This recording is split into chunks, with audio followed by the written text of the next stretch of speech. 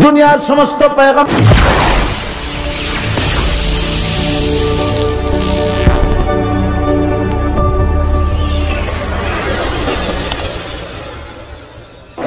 সমস্ত পয়গম্বর অত্যাচারিত হলেন। শুধু তাই নয়, বিশ্ব নবী আখিরি জামানার পয়গম্বর নবী মুহাম্মদ রাসূলুল্লাহ সাল্লাল্লাহু আলাইহি ওয়াসাল্লাম জাতির কাছে আসলেন।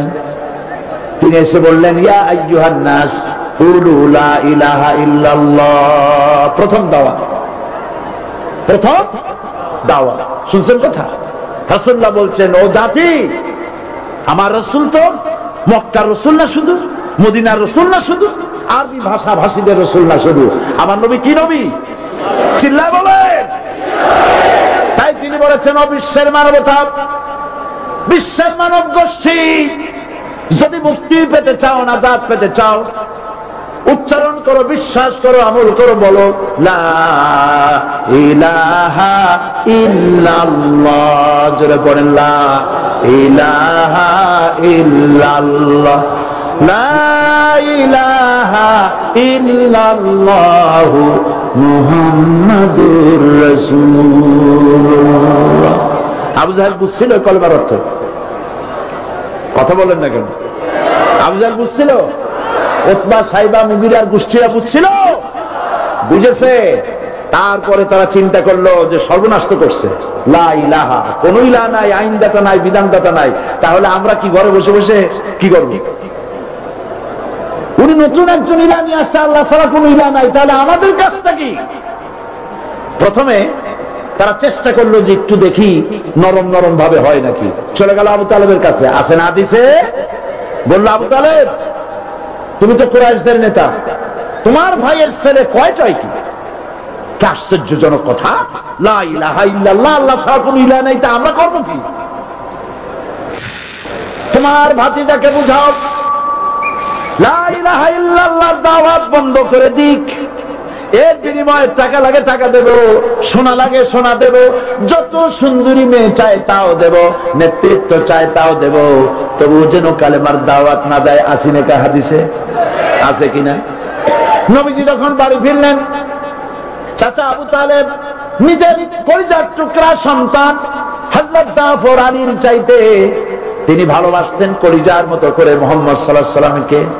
বলছে, বাবা, এমন কথা কেন বলো যাতে লোকেরা খেপে যায়? এই কথাগুলি বলো না, ওরা আমার কাছে এই সব প্রস্তাব দিয়ে গিয়েছে। রাসূলুল্লাহ প্রস্তাব শুনে এগ্রি করলেন। জি, আমার নবী বলেন, আমার চাচা আবু তালেব প্রস্তাবকারীদেরকে শুনিয়ে দিন। হুজুরের সাথে তখন অনেক লোকজন নাকি, অনেক অস্ত্রপাতি, কিচ্ছু নাই, আল্লাহর শক্তি ছাড়া কিছুই না।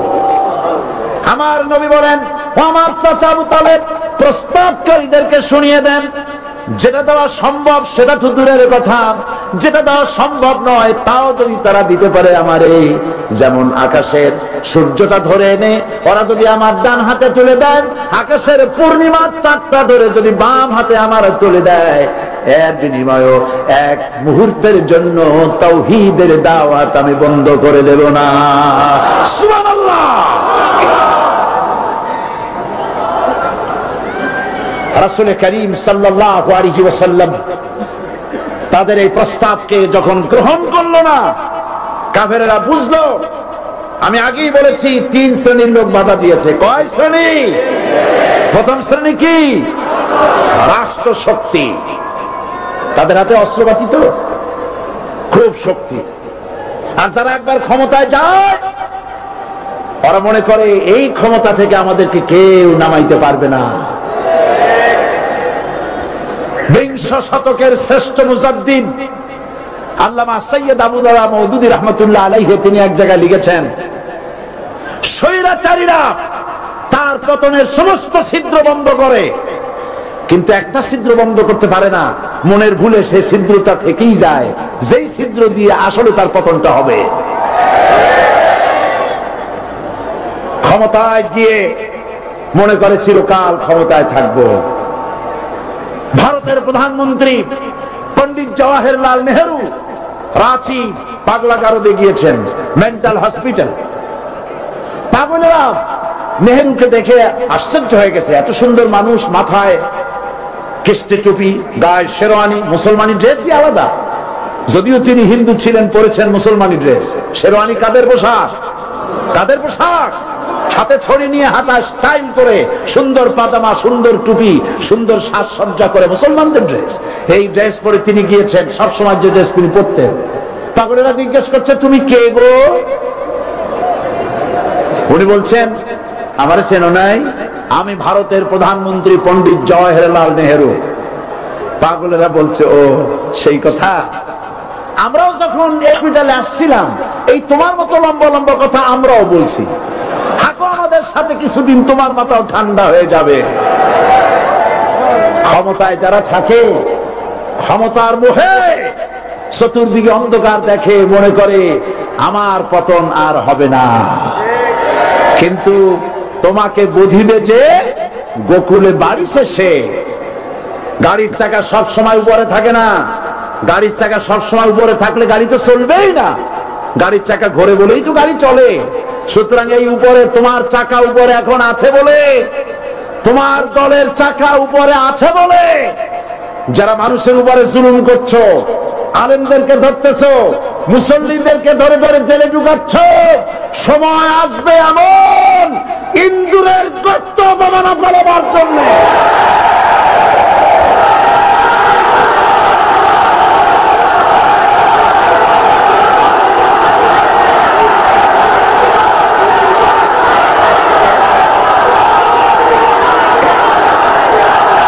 আবু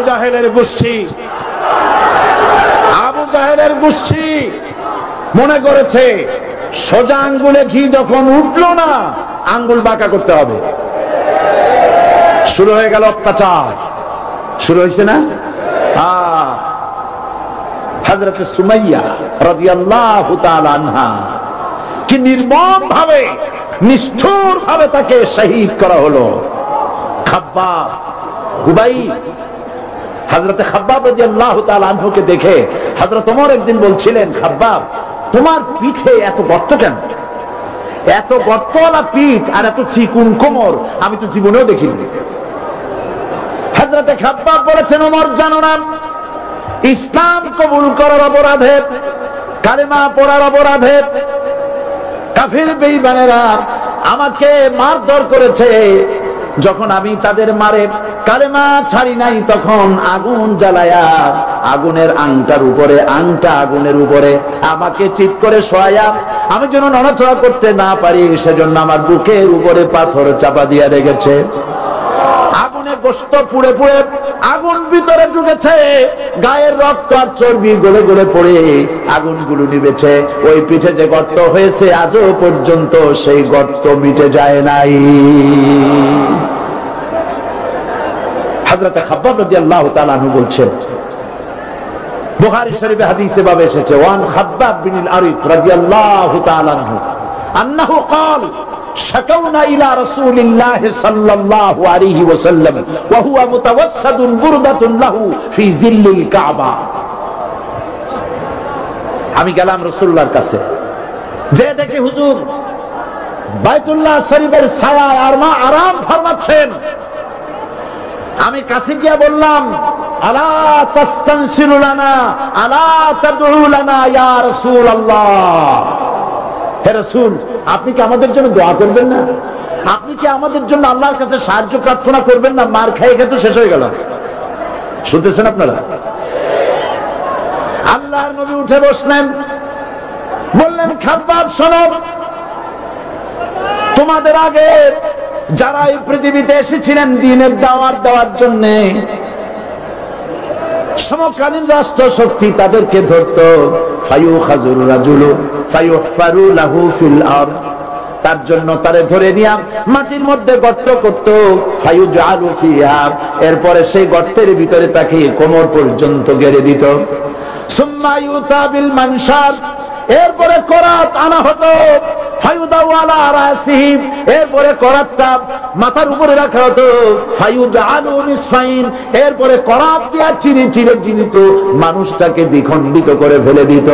মা ইয়াসুদ্দুহু যালিকা আন দীনি, এত কষ্ট দেওয়ার পরেও, এত জুলুম করার পরেও দ্বীনের দায়ীদেরকে এক চুল পরিমাণ আল্লাহর রাস্তা থেকে তারা সরাই দিতে পারে নাই। ওয়াল্লাহি ও খাব্বাব, আমি আমার আল্লাহর নামে কসম করি। ও মুসলমান, কে কসম করতেছে? আল্লাহ রাসূল। আমি আমার আল্লাহর নামে কসম করি, ওয়াল্লাহি লা ইউতাম্মান্নাল্লাহু হাযাল আমর হাত্তা ইয়াসিরুর রাকিবু মিন সানা ইলা হাদরামাউত। সেদিন বেশি দূরে নয়, ইয়েমেনের রাজধানী সানা থেকে শুরু করে সৌদি আরবের হাদরামাউত পর্যন্ত হাজার হাজার মাইল, এই দীর্ঘ পথের যুবতী নারী তার সৌন্দর্যের পর্ষা নিয়া, আর ধনাঢ্য ব্যক্তিরা সওদাগরেরা তাদের টাকা পয়সা নিয়া একাকিনী অথবা দলবদ্ধ ভাবে মানুষেরা যাতায়াত করবে। লা ইয়াখাফু ইল্লাল্লাহ, মানুষের মনের মধ্যে কোনো ভয় থাকবে না।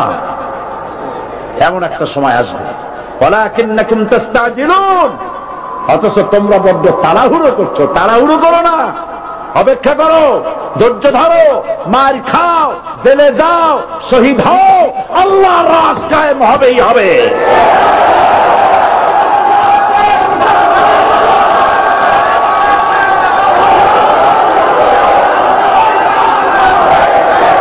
বিল্ডিং থেকে শিক্ষা গ্রহণ করুন। বিল্ডিং, ইমারত, দালান থেকে শিক্ষা গ্রহণ করুন। এই যে তো দালান আছে না পাশে, দেখতে পাচ্ছেন? এই দালান কি দিয়ে তৈরি করা হয়েছে বলেন? ইট। সমস্ত ইটেরা যদি ধর্মঘট করত, আমরা কেউ মাটির তলায় যাব না, কেউ আমরা আগুনে পুড়ে ঝামা হব না, পিক হব না, কেউ আমরা টুকরা টুকরা হব না, সবাই থাকবো উপরে উপরে, তাহলে কি দালান হইতো নাকি? এই বিল্ডিং নির্মাণ করতে গিয়া ইটের যে স্যাক্রিফাইস, হাজার হাজার ইটকে পিক হতে হয়েছে, পুড়ে যেতে হয়েছে, খোয়া হতে হয়েছে, ভেঙে টুকরা টুকরা হয়ে 50 ফিট মাটির নিচে যেতে হয়েছে। তারপরে ইমারত গঠন হয়েছে, সুন্দর দালান তৈরি হয়েছে। যারা ইসলামী শাসন চান, আল্লাহর দ্বীনকে বিজয়ী দেখতে চান, তাদেরকে অসংখ্য মানুষকে পোড়াইটের মতো জেলখানায় পুড়ে পুড়ে মরতে হবে, অসংখ্য মানুষকে ফাঁসির কাস্তে ঝুলতে হবে, গায়ের রক্ত দিতে হবে, শহীদ হতে হবে, তারপরে ইসলামের ইমারতটা কায়েম হয়ে যাবে। শায়ের কবি কি সুন্দর করে বলছেন, কবি সুন্দর করে বলছেন, ये शहादत गाहे उल्फत में कदम रखना, ये शहादत गाहे उल्फत में कदम रखना, लोग समझते हैं आसा है मुसलमान होना। মানুষেরা মনে করে মুসলমান হওয়া খুব সহজ জিনিস। না, মুসলমান হওয়ার অর্থ হলো শাহাদাতের ঈদগাহে শামিল হয়ে যাওয়া।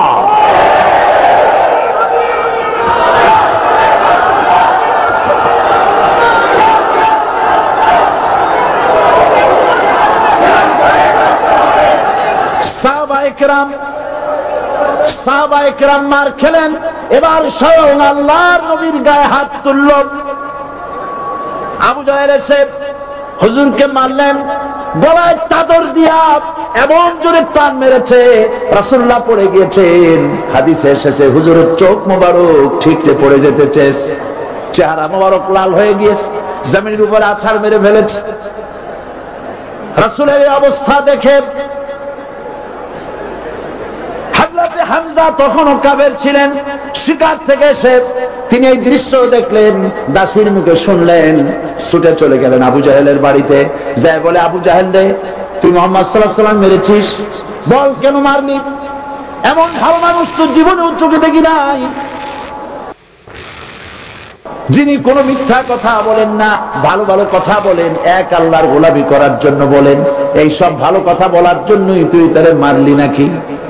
আরে আবু জাহেল, তুই কি মনে করছিস মুহাম্মদ সাল্লাল্লাহু আলাইহি ওয়াসাল্লাম তার পিতা আব্দুল্লাহ মারা গেছে বলে মুহাম্মদ সাল্লাল্লাহু আলাইহি ওয়াসাল্লাম এতিম হয়ে গেছে মনে করেছিস নাকি? জেনে রাখ, মুহাম্মদ সাল্লাল্লাহু আলাইহি ওয়াসাল্লামের পিতা আব্দুল্লাহ মারা গেছে, কিন্তু চাচা হামজা তো মরে যায় নাই। হাতের ধনুক দিয়া এমন জোরে আঘাত মারলেন, আবু জাহেলের মাথা ফেটে রক্ত ফিনকি দিয়ে বেরিয়ে এলো। হযরতে হামজা ঘরে ফিরে এসে রাসূল কারীম সাল্লাল্লাহু আলাইহি ওয়াসাল্লামের মস্তক মোবারক কোলে উঠায় দিলেন আর বললেন, বাবা তোমাকে মেরেছে বলে আমি আবু জাহেলের মাথাটা ফাটায় দিয়ে আসছি, তুমি খুশি হও। হুজুর বলছেন, চাচা কার মাথা ফাটাইছো এইটা বলে আমারে খুশি করতে পারবা না। হযরতে হামজা বলেন, তুমি কি হলে খুশি হবে? হুজুর বলেন, হামজা চাচা গো, আমি খুশি হব যদি একটিবার চাচা তোমার মুখে শুনতে পাই ঈমানের কালেমা। হযরতে হামজা বলেন, মুহাম্মদ সাল্লাল্লাহু আলাইহি ওয়াসাল্লাম, আমি বুঝতে পেরেছি তুমি কোন সাধারণ মানুষ নও। সাধারণ মানুষ হলে পরে তুমি প্রতিশোধে বিশ্বাসী হতে, খুশি হতে। প্রতিশোধে বিশ্বাসী হও নাই, তুমি অবশ্যই আল্লাহর নবী, কোন সন্দেহ আমার নাই। তুমি সাক্ষী থাকো, আমি পড়ে নিলাম, লা ইলাহা ইল্লাল্লাহু মুহাম্মাদুর রাসূলুল্লাহ। জোরে বলো, লা ইলাহা ইল্লাল্লাহু মুহাম্মাদুর রাসূলুল্লাহ। ঘাবড়াবার কারণ নাই। এর অর্থই নাই যে আপনারা কালেমার দাওয়াত দিবেন আর রাষ্ট্রশক্তি আপনারা পিটাইতেই থাকবে, আপনার কোনদিন আপনার সুদিন ফিরে আসবে না। বিষয়টা কি এমন না? আমার আল্লাহর ওয়াদা শুনুন, ওয়ালা তাহিনু ওয়ালা তাহজানু ওয়া আনতুমুল আলাউনা ইন কুনতুম মুমিনিন। মুমিন যদি হও আমি তোমাদেরকে বিজয় দান করব। সুবহানাল্লাহ বলেন। আজ যদি আমাদের উপরে বিপদ এসে থাকে তাহলে তার একমাত্র কারণ পূর্ণাঙ্গ ঈমানের অভাব আমাদের মধ্যে রয়েছে, ঠিক কিনা? আজ পৃথিবীতে সব থেকে মার খায় কারা? চিল্লায় বলো। আলজেরিয়ায় কারা?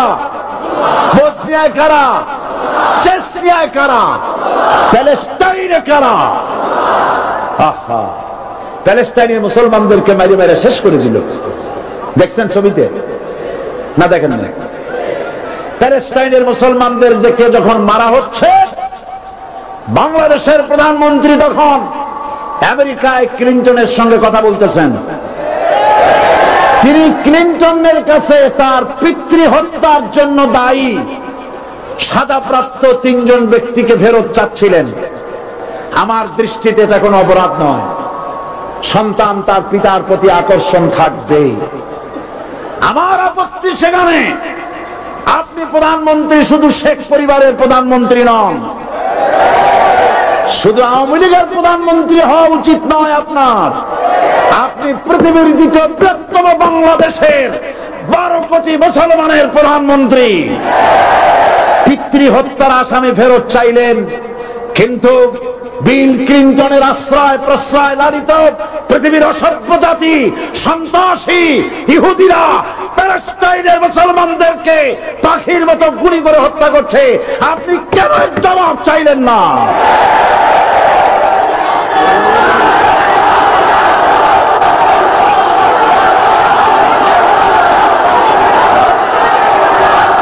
জবাব জবাব আপনি চাইতে পারবেন না, কারণ মুনাফিকদের সাহস হয় না, সাহস হয় মুমিন ব্যক্তি। বিল ক্লিনটনকে বলা দরকার ছিল, এই ইসরায়েলকে তোমরাই বসিয়েছো, মধ্যপ্রাচ্যের বিষ ফোড়ায় পরিণত করেছো তোমরা। তবে হ্যাঁ, যুরিবাত আলাইহিমুয যিল্লাতু ওয়াল মাসকানা ওয়া বাউ বিগাদাবিন মিনাল্লাহ। আল্লাহর গজব আসবে, ইহুদিরা পৃথিবী থেকে নিশ্চিহ্ন হবেই হবে ইনশাআল্লাহ। দেখেছেন তাকায়া প্যালেস্টাইনে ইসরায়েলিরা হেলিকপ্টার, গানশিপ, কামান, বোমা নিক্ষেপ করছে, আর প্যালেস্টাইনের শিশু, কিশোর, যুবকেরা ইহুদিদের নিক্ষিপ্ত বোমা আর কামানের মোকাবেলা করতেছে পাথর দিয়ে। আমি আমার অন্তরের অন্তঃস্থল থেকে ধন্যবাদ জানাই, মোবারকবাদ জানাই খালিদ বিন ওলীদের উত্তরসূরি, খাব্বাব খুবাইবের উত্তরসূরি প্যালেস্টাইনের ওই সব যুবকদেরকে যারা কাফের বেঈমান ইহুদিদের মোকাবেলা করতেছে ইট আর পাথর দিয়ে। আর আমি আমার অন্তরের অন্তঃস্থলের সমস্ত ঘৃণা দিয়ে আমি ধিক্কার জানাই পৃথিবীর মুসলিম শাসকদেরকে, যারা মুসলমানদের মার দেখে চুপ করে যারা বসে আছে।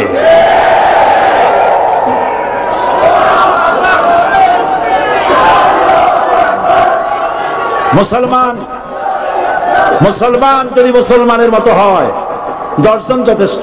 কয়জন যথেষ্ট? কোথায় আছে কথা? আল্লাহ পাক কোরআন শরীফের মধ্যে বলেছেন, একজন যদি হও ইমানদার মুত্তাকি 10 জনের উপরে বিজয়ী হবে। 10 জন যদি হও 100-র উপরে বিজয়ী হবে। 100 যদি হও 1000-এর উপরে বিজয়ী করবো। জোরে বলেন সুবহানাল্লাহ। কবি বলতেছেন, ফিজায়ে বদরে পয়দা কুন ফেরেশতে তেরি নুসরত কো উতর সকতে গর্দু সে কতর অন্দর কতর আবি। বদরের মুসলমানদের মতো ঈমান আনো, তাহলে আকাশ থেকে কাতারে কাতারে ফেরেশতা নাজিল করে দিয়ে আল্লাহ পাক তোমাদেরকে সাহায্য করবেন। সুবহানাল্লাহ। সে আল্লাহ আছে না নাই? জোরে বলেন আছে না নাই?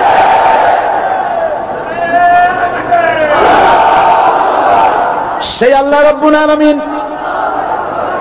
কোরআনে কারীমের ভিতরে আয়াতুল কুরসির মধ্যে বলে দিয়েছেন, আল্লাহু লা ইলাহা ইল্লা হুয়াল হাইয়ুল কাইয়্যুম। প্রাণ খুলে সবাই পড়েন, বসা মানুষ দাঁড়ানো মানুষ।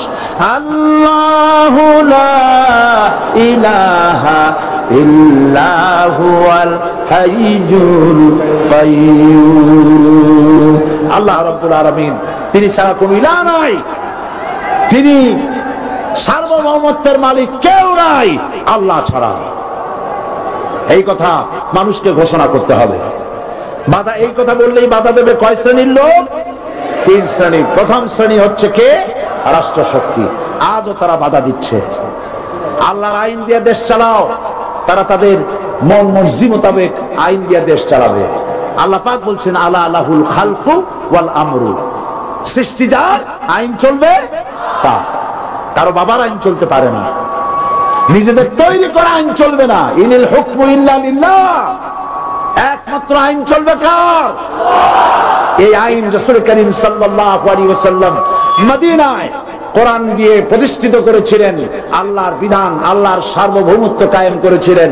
কোরআন সংবিধান হলো, চুরি বন্ধ হলো, ডাকাতি বন্ধ হলো, জিনা বন্ধ হলো, হত্যা বন্ধ হলো, ধর্ষণ বন্ধ হলো, সব কিছু বন্ধ হয়ে গিয়ে মুসলমানেরা শান্তি লাভ করলো, পৃথিবীর মানুষ শান্তি লাভ করলো। সুবহানাল্লাহ বিহামদিহি। আজ মুসলমানেরা শত্রু চেনে না, বন্ধু চেনে না। বন্ধুকে বানাইছে শত্রু, শত্রুকে বানাইছে বন্ধু। কে বন্ধু কে শত্রু চিনাই দিবেন কে? আল্লাহ। বলেন কে দিবেন? আল্লাহ রাব্বুল আলামিন কোরআনে কারীমের মধ্যে পরিষ্কার করে বলেছেন, লাতাজিদান্না শাদ্দান নাসি আদাওয়াতান লিল্লাযীনা আমানুল ইয়াহুদা ওয়াল্লাযীনা আশরাকু। আল্লাহ পাক বলছেন, হে রাসূল, মানুষের ভিতরে 2টা শ্রেণী মুমিনদের জন্য সবথেকে জঘন্য দুশমন। কয়টা শ্রেণী? 2টা। একটা হলো ইহুদ আর একটা হলো মুশরিক। একটা হলো ইহুদি আর একটা হলো মুশরিক। এটা হলো তোমাদের দুশমন।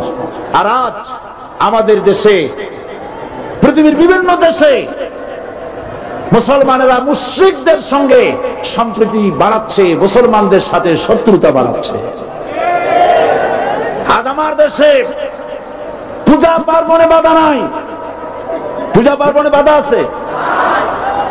পূজা পার্বণে বাধা নাই। বাধা কোথায়? কোরআন শরীফের তাফসীর মাহফিলে। কোরআনের তাফসীরের মাহফিলে বাধা দেওয়া হচ্ছে। গান বাজনায় 144 ধারা নাই, কিন্তু কোরআন শরীফের মাহফিলে 144 ধারা দেওয়া হচ্ছে। যারা দিচ্ছে তারা আবার উমরাও করে, হজও করে।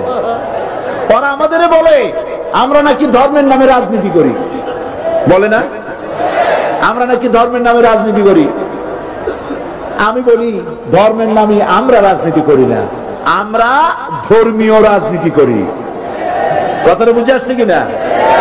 ধর্মের নামে রাজনীতি তো সেই ব্যক্তি করে 1996 সনের নির্বাচনের আগে যিনি মাথায় পট্টি বেঁধেছিলেন, যিনি শপথ গ্রহণের সময় হাতে তসবিহ পড়েছিলেন, ধর্মের নামে রাজনীতি তিনি করেছেন। আজ অনেকগুলি ডিগ্রি পেয়েছেন তিনি, অনেকগুলি ডিগ্রি পেয়েছেন। কয়টা? মুখস্থ হয়ে গেছে আপনাদের। শকুনেরা, শকুন যদি গরুর গোশত কিনা খাওয়া লাগতো 80 টাকা কেজি দরে, শকুনে এত গোশত কিনা খাইতে পারতো না। লেখাপড়া করে যদি ডিগ্রি নেওয়া লাগতো এত ডিগ্রি কপালে জুটতো না, পয়সা দিয়া ম্যানেজ করা ডিগ্রি। কিন্তু 9টা নিলে কি হবে? আসল ডিগ্রিটা এখনো বাকি আছে।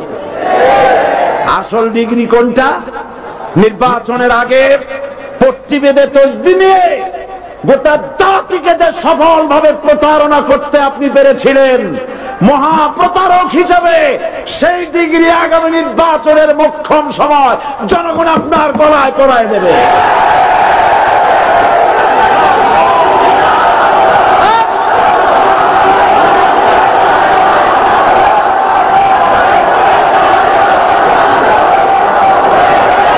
সুতরাং ধর্মের নামে রাজনীতি নয়, আমরা ধর্মীয় রাজনীতি করি, আমরা এই কোরআনের রাজনীতি করি।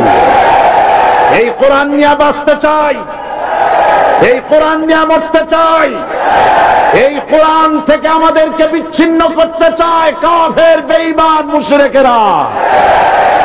ও আমার জাতি, কোরআন থেকে যারা বিচ্ছিন্ন করতে চায়, তোমরা কি তাদের বিরুদ্ধে জিহাদের জন্য প্রস্তুত থাকবে?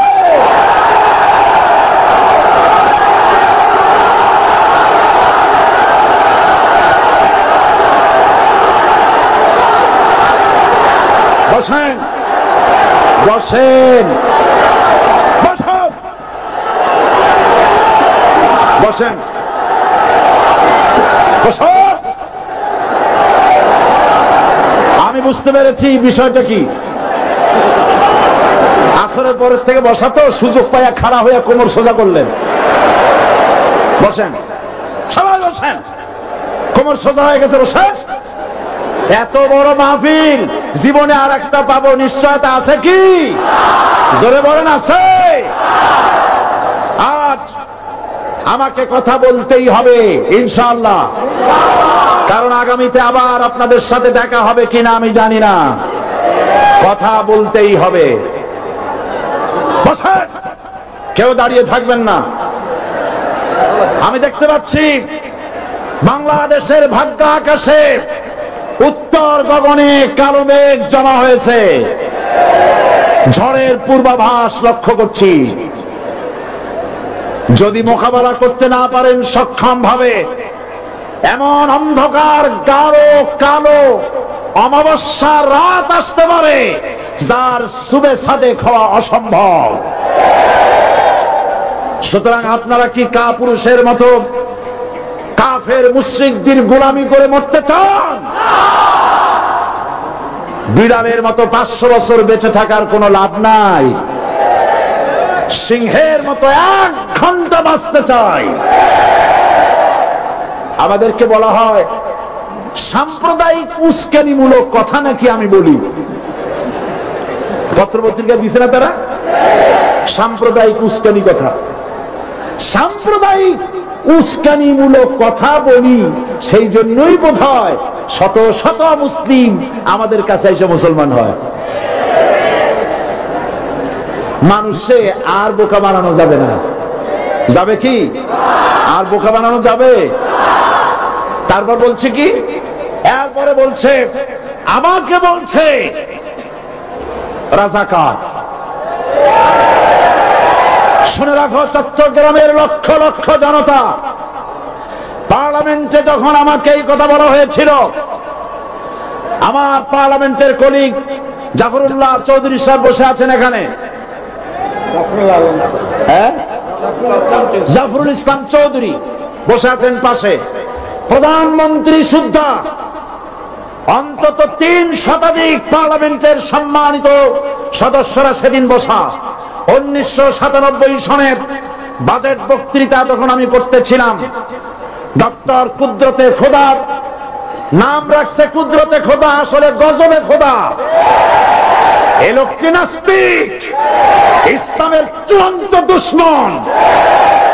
তার প্রণীত শিক্ষা ব্যবস্থার যখন সমালোচনা করছিলাম, ট্রেজারি বেঞ্চ থেকে আমাকে বলা হলো রাজাকার। আমি আমার সমস্ত শক্তি একত্রিত করে বলেছিলাম, শুধুমাত্র হিন্দুস্তানের রাজাকারেরাই আমাকে রাজাকার বলতে পারে। আমি বলেছিলাম 1973 সন পর্যন্ত আমি বাংলাদেশের কোন রাজনৈতিক দলের নেতা এবং কর্মী ছিলাম না। আমি রাজাকার নই। আমাকে রাজাকার বলে যদি তাকে প্রমাণ করতে না পারে 10 কোটি টাকার মানহানি মামলা দায়ের করব। আমার এই বক্তব্য সারা দুনিয়া শুনেছে। পার্লামেন্টে আমার এই বক্তব্য রেকর্ড হয়ে আছে। সেদিন 3 শতাধিক পার্লামেন্ট মেম্বারের কেউ আমার চ্যালেঞ্জ গ্রহণ করেন নাই। যে কোনো ব্যক্তি পার্লামেন্টে গিয়ে আমার বক্তৃতা দেখে আসতে পারেন। এরপরে 1997 সনের 7 অক্টোবর দৈনিক জনকণ্ঠ পত্রিকা যখন আমার বিরুদ্ধে লিখলো, সেই পত্রিকায় সাইদির ওপেন চ্যালেঞ্জ 8ম পাতা, 1997 7 অক্টোবর, এত বড় 2 কলমে হেডিং। সেখানে আমি বলেছি, বাংলাদেশের সকল সাংবাদিক, গোয়েন্দা বিভাগ, বাংলাদেশের সকল বুদ্ধিজীবীকে আমি আমার পিরোজপুরে আমন্ত্রণ করছি। আমার উপস্থিতিতে যদি কেউ প্রমাণ করতে পারে বাংলাদেশের স্বাধীনতা যুদ্ধের বিরুদ্ধে আমার কোন ভূমিকা ছিল, সজ্ঞানে স্বেচ্ছায় জাতীয় সংসদের সদস্য পদ থেকে পদত্যাগ করব। 3 বছর পার হয়ে গেছে, আজ পর্যন্ত কেউ এই চ্যালেঞ্জের মোকাবেলা করে নাই। সুতরাং আমাকে যারা রাজাকার বলবে তারা পিতৃ পরিচয়হীন অবৈধ সন্তান।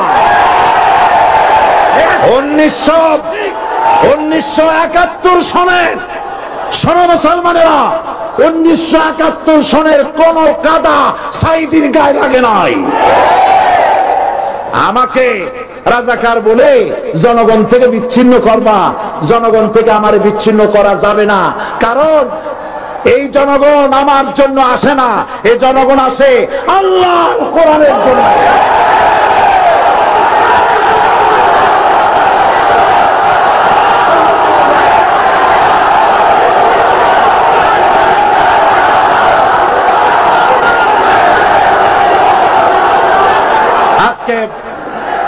আর যারা ইসলামের কথা বলে, যারা ইসলামের কথা বলে তারাই রাজাকার, তারাই মৌলবাদী। মৌলবাদী বললে আমরা অসন্তুষ্ট হই না, কারণ মৌলবাদী শব্দটা আসছে মূল থেকে। মৌল শব্দ এসেছে মূল থেকে। মূলবাদী তার মানে যারা মূলে আছে। মূল হলো কোরআন, মূল হলো হাদিস, মূল হলেন আল্লাহ, মূল হলেন আল্লাহ রাসূল। আমরা আছি মূলে। এখন বলেন তো মূলের শক্তি বেশি না আগার শক্তি বেশি? আমাদের যারা মৌলবাদী বলে ওরা হলো আগাবাদী। মূলে আছে কত কোটি? 12 কোটি। মূলে আছে কত কোটি? আর আমাদের যারা মৌলবাদী বলে ওই থাকো গাছের আগায়, আমরা মূলে।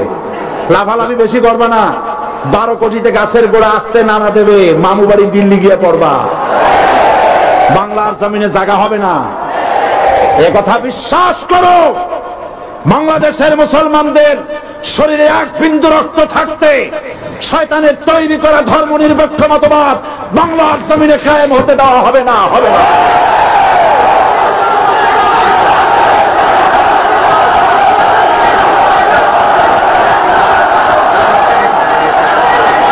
রাসূল করিম সাল্লাল্লাহু আলাইহি ওয়াসাল্লাম কোরআন প্রতিষ্ঠার জন্য আন্দোলন করেছিলেন। আয়াতুল কুরসি আমাদের সে কথাই শিখেছে। আল্লাহ রাব্বুল আলামিন বলেন, আল্লাহু লা ইলাহা ইল্লা হুয়াল হাইয়ুল কাইয়্যুম। প্রাণ খুলে পড়েন আল্লাহু লা ইলাহা ইল্লা হুয়াল হাইয়ুল কাইয়্যুম। আল্লাহ হচ্ছেন তিনি, যিনি ছাড়া কোনো ইলাহ নাই, আইনদাতা নাই, বিধানদাতা নাই। আমরা মানুষের তৈরি করা আইন মানি না। 12 কোটি মুসলমানের দেশে আইন তৈরি করবে মানুষ, আমরা মানব না। পার্লামেন্টে তৈরি হতে হবে কোরআন দিয়ে, পার্লামেন্টে আইন তৈরি হতে হবে কোরআন দিয়ে। সুতরাং ভয় যতই পান আর যতই ষড়যন্ত্র করেন, 4 দল যখন একত্রিত হয়েছে, ঐক্যবদ্ধ থাকবে, সরকার ঐক্যবদ্ধভাবে গঠন হবে, নির্বাচন ঐক্যবদ্ধভাবে হবে এবং কোরআন হবে, আর কোরআনের পার্লামেন্ট হবে বাংলাদেশে।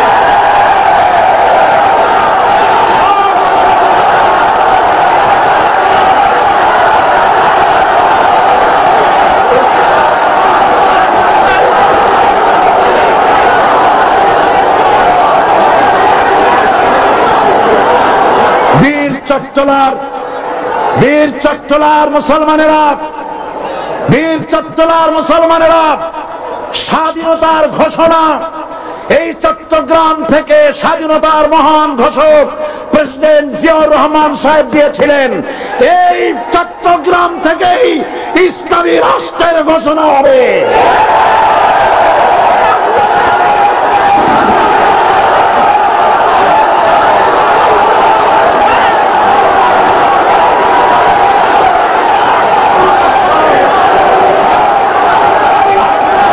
আশাবাদী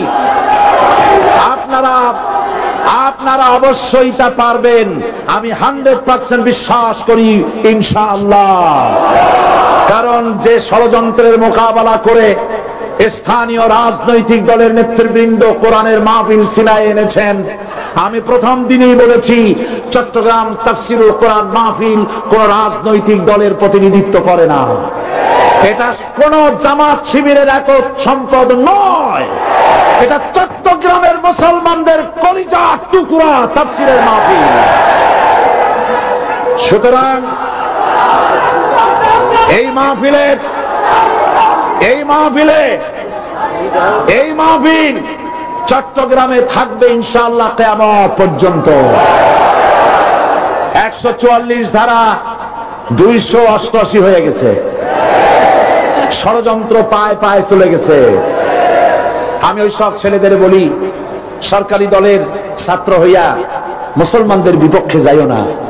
এদেশের ভাগ হয়ে গেছে দুটো শিবির, বোঝাই যাচ্ছে। একদিকে ভারতের পাঁচাটা গোলাম নাস্তিক মোরতাদ শ্রেণীর বুদ্ধিজীবী এবং তাদের মদতপুষ্ট সরকার, আর একদিকে ইসলামী শক্তি, ইসলামী দল আর দেশ প্রেমিক জাতীয়তাবাদী শক্তি।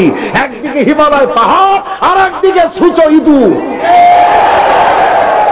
আল্লাহ বিজয় দেবে মুসলমানদের। কাদের বিজয় হবে?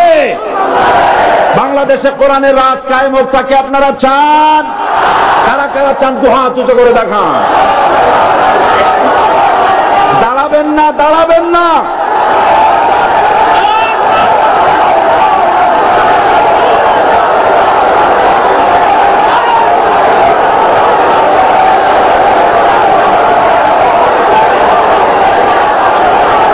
বসুন, বসুন, আবার বসেন, বসুন। জোরে জোরে জিকির করেন লা ইলাহা ইল্লাল্লাহ, আরো জোরে লা ইলাহা ইল্লাল্লাহ, লা ইলাহা ইল্লাল্লাহ।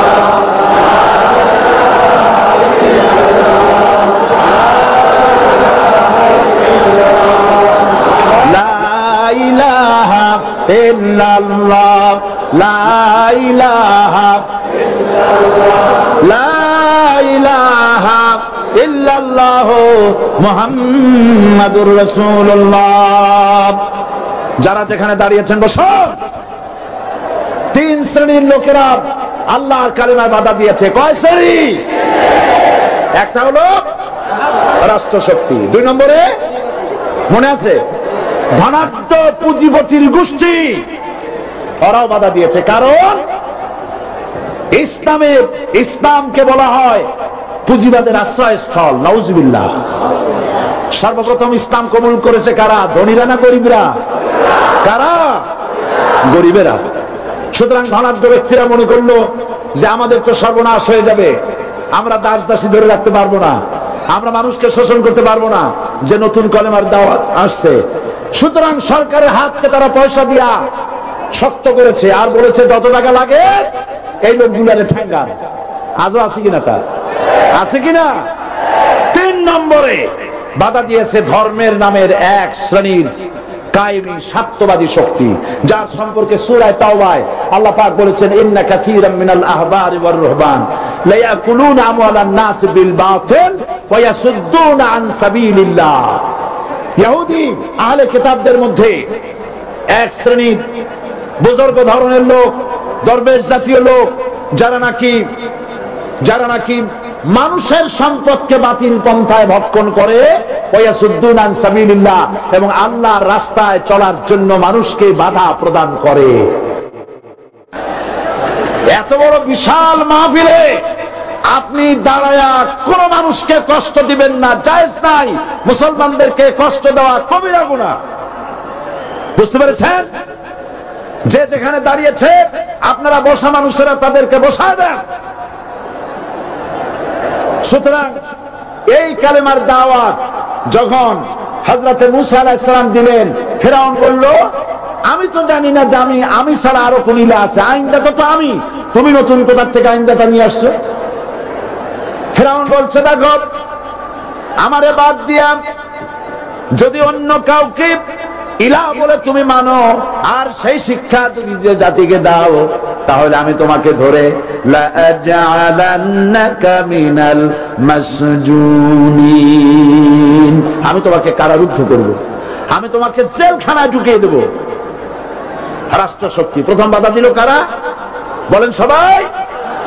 সেই বাধা কি ওখানে শেষ হয়েছে না এখনো আছে? আছে কিনা জোরে বলেন। আমি তোমাকে জেলখানায় ঢুকাবো। হযরত মূসা আলাইহিস সালাম বলেন ফিরআউন রে, জেলের ভয় আমি করি না, আমার কি জেলের ভয় দেখায়া লাভ নাই, আমি আল্লাহ পাকের পয়গম্বর হযরত মূসা আলাইহিস সালাম। ফিরআউনের দলবল আছে, লোক লস্কর আছে, তার অস্ত্রের অভাব নাই। আল্লাহ রাব্বুল আলামিন মূসা আলাইহিস সালামের কাছে একটা অস্ত্র দিয়া দিলেন। দিছিলেন কিনা? আল্লাহ পাক হযরত মূসা কি বলেছেন? ওয়া মা তিলকা বিয়ামিনিকা ইয়া মূসা, মূসা রে তোমার হাতে ওটা কি? মূসা আলাইহিস সালাম বললেন এটা লাঠি। আল্লাহ পাক বললেন ফেলে দাও লাঠি। লাঠি ফালায় দিলেন। কি হয়ে গেল? হিয়া হাইয়াতুন তাসআ, লাঠি হয়ে গেল। এখন লাঠি পড়ে সাপ হয়ে গেল। সাপ দেখে নবী ওলি হোক, সাহাবী হোক আর আলেম হোক, সাপ দেখলে ভয় করে না মানুষের? মূসা আলাইহিস সালাম ভয় পেয়েছে। আল্লাহ রাব্বুল আলামিন হযরত মূসাকে শোনায় দিলেন, খুযহা ওয়া লা তাখাফ সানুঈদুহা সিরাতাহাল উলা,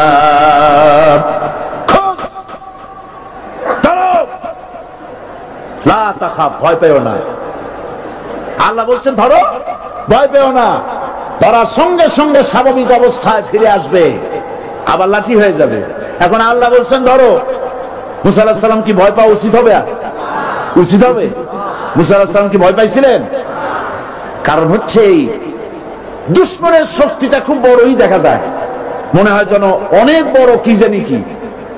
আল্লাহ পাক বলছেন ইন্না কাইদাশ শায়তানে কানা দাঈফা, শয়তানের চক্রান্ত যতই তুমি মনে করো অনেক ষড়যন্ত্রের জাল বিস্তার হয়ে আছে, আল্লাহ কয় কিছুই না, দাঈফা অত্যন্ত দুর্বল। আল্লাহ পাক বললেন ধরো। মূসা আলাইহিস সালাম সাপ ধরলেন, সঙ্গে সঙ্গে লাঠি হয়ে গেল। ফিরআউন বরদাস্ত করলো না, রাষ্ট্রশক্তির পক্ষ থেকে আক্রমণ শুরু হলো। অপরাধ কি? মূসা আলাইহিস সালামের অপরাধ কি? কি অপরাধ? মাশাআল্লাহ, বুঝতে পেরেছেন। অপরাধ হচ্ছে তিনি বলেছেন লা ইলাহা, জোরে বলেন লা ইলাহা। ইল্লাল্লাহ। এই কালেমাকে আজ আমরা ভিক্ষার বুলি বানাইছি। এটা হলো সার্বভৌমত্বের বুলি, এটা হচ্ছে আল্লাহ পাকের সার্বভৌমত্বের কথা। আজ আমরা মানুষের কাছে আমরা শুনি, মানুষেরা ভিক্ষা চায়, লা ইলাহা ইল্লাল্লাহ, এক মুঠ চাউল দেন, লা ইলাহা ইল্লাল্লাহ 10 খান পাই দেন। এই হচ্ছে কালেমার জিকির। আবার কেউ কেউ জিকির করতেছে লা ইলাহা আস্তে, ইল্লাল্লাহ জোরে, এমন জোরে কলব সাফ করে, কলব তাতে থাকলেও পারে গেলেও পারে। এই কালেমার এর আঘাত পয়গম্বররা মেরেছেন। হযরত মুসা আলাইহিস সালাম যখন বলেছেন লা ইলাহা ইল্লাল্লাহ, এই ধাক্কা ফেরাউন বরদাস্ত করতে পারে নাই।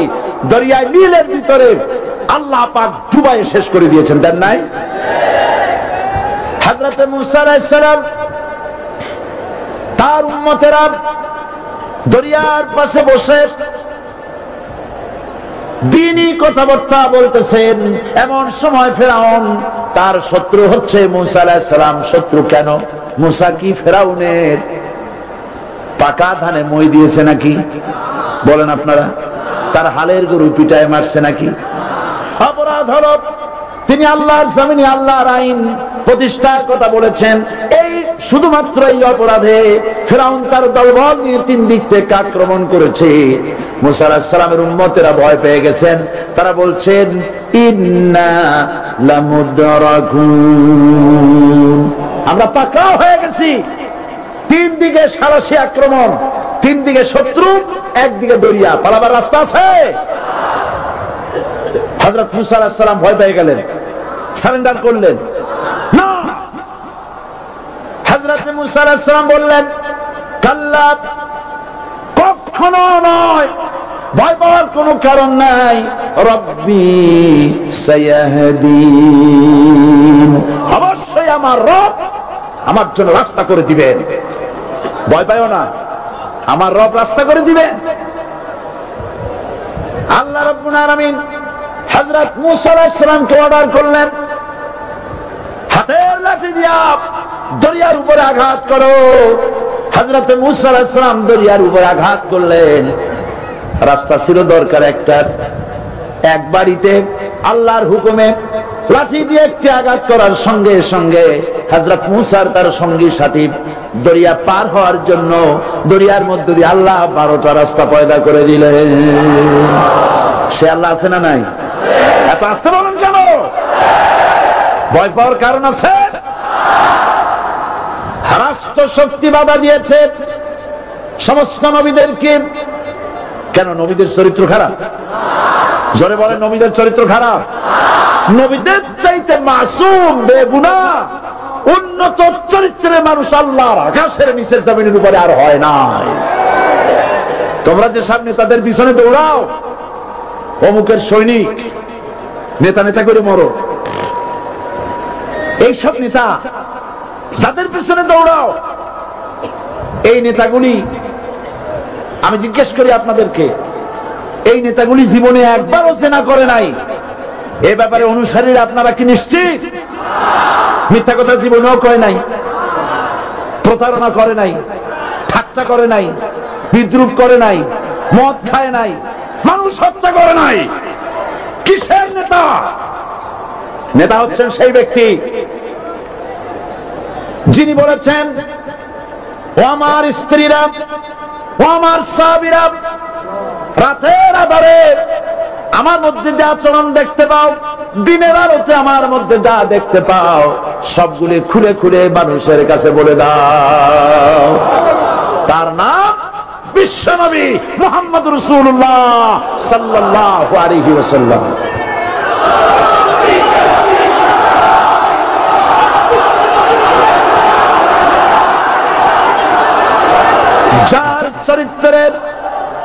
যার চরিত্রের সার্টিফিকেট আল্লাহ রাব্বুল আলামিন নিজে দিচ্ছেন, ওয়া ইন্নাকা লাআলা খুলুকিন আযীম।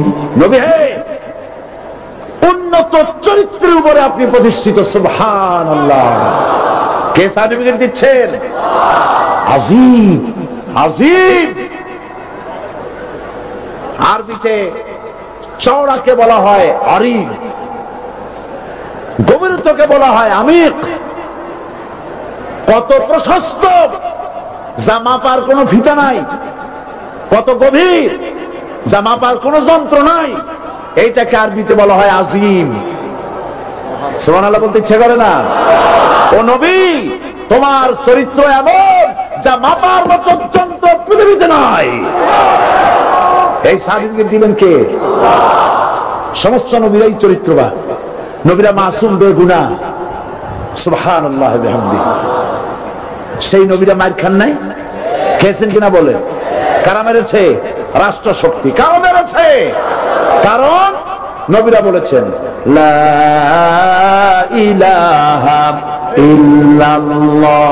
পড়েন সবাই, লা ইলাহা ইল্লাল্লাহ।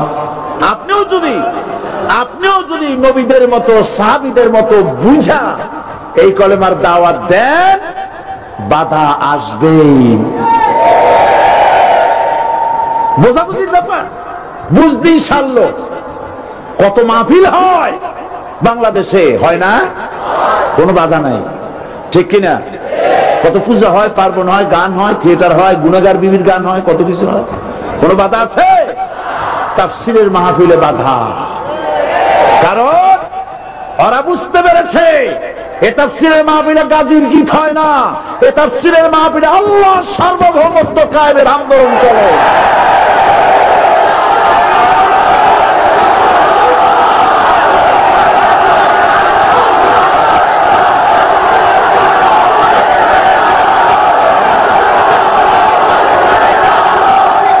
এবার দেখুন, এবার কলেমা বোঝেন, কালেমা বুঝুন।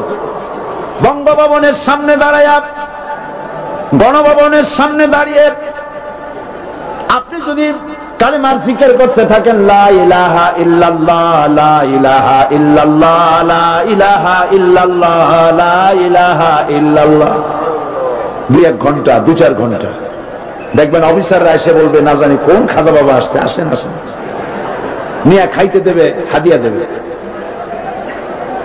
যেহেতু যিনি পড়তেছেন উনি বোঝেন না কি বলতেছেন, আর যারা দাওয়াত দিয়ে নিয়ে গেল ওরা টের পাই নাই যে কি শুনে দাওয়াত দিতেছে। কিন্তু আপনি যদি বঙ্গভবন, গণভবন, সেক্রেটারিয়েট আর পার্লামেন্ট এর ভিতরে ঢুকে যদি বলেন, কোন মানুষের তৈরি করা আইন মানি না, কোন সরকারের সার্বভৌমত্ব স্বীকার করি না, কারো বিধান মানি না, কারো তৈরি করা আইনের সামনে মাথা নত করি না, আল্লাহ ছাড়া কারো বিধান মানি না, হাদিয়া আসবে, খাইতে দেবে, পকেটে টাকা দেবে, খাওয়াবে এক জায়গায় নিয়ে। কোন জায়গায়? লাল দালানে। বোঝাবুঝি তো পয়গম্বরেরা দাওয়াত দিয়েছেন, আয়াতুল কুরসি, ফরজ নামাজ পড়িয়া দেখছি অনেকে জামার বুতাম টুতাম খুলিয়া তারপর জোরে একটা ফু দেন। অসুবিধা নাই, ফু আপনি দেন, কিন্তু কি পড়ে ফু দিচ্ছেন আপনি কি বুঝছেন কিছু? সুবহানাল্লাহ। বুঝলি কি এই চেহারা হয়? এতগুলো মানুষ লাগে নাকি বিপ্লব করতে, কালেমার রস কায়েম করতে? 313 জন মুসলমান যথেষ্ট পৃথিবীতে।